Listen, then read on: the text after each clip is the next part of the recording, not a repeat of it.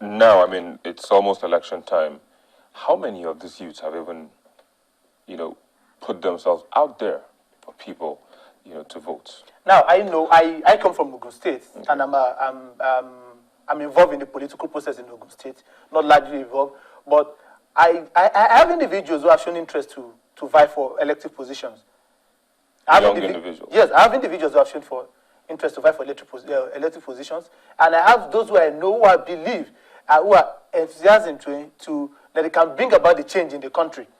We have been advocating, we've been talking, we've been meeting stakeholders, but the issue still remains that even if we talk,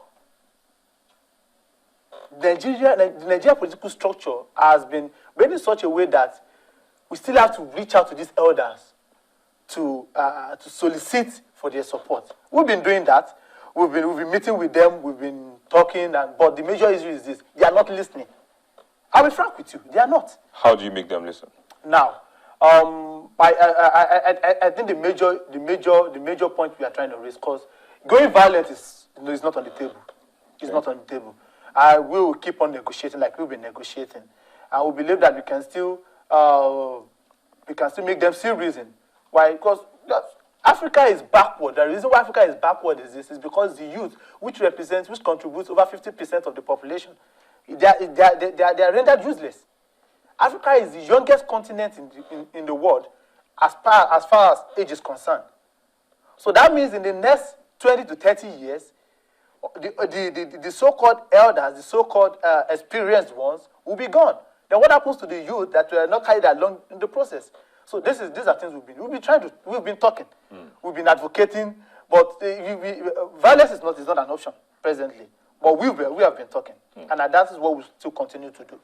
All right, Bola Adikoya, thank you for coming this afternoon on the show. And as we said, talking you shall continue doing. Yes, and of course, we do hope that you shun violence and trying to bring down the guns in Nigeria and in Africa. Well, that's where we are. They're trying to bring down the guns in Nigeria and in Africa as a whole. But then we'll take a quick break, and when we return,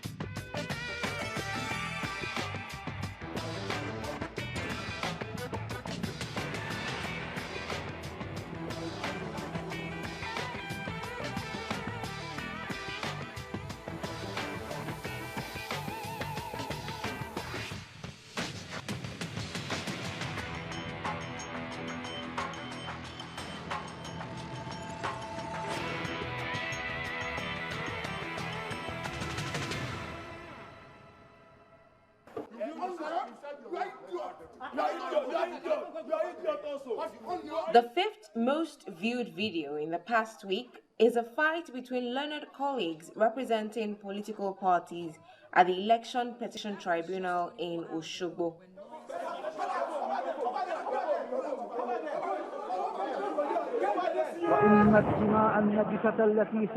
At number 4 is a declaration of a caliphate by Boko Haram leader Abubakar Shekau.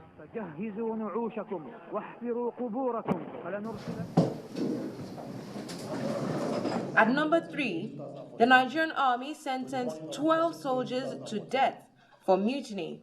The 12 are condemned to die by a firing squad for attempted murder of Major General Ahmed Audu, the former general commanding officer of 7th Division in Borno State. With operations against the enemy or the impeding of the performance of the duty of service, or incites any other person subject to service law under this Act to take part in a mutiny, whether actual or intended, is guilty of an offense under this subsection and liable under conviction by court martial to suffer death.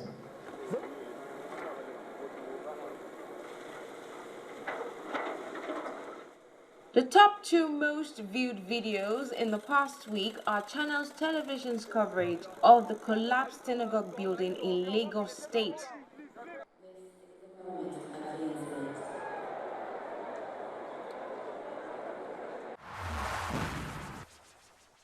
Well, those were some of the comments you sent in, and of course, the videos you watched the most.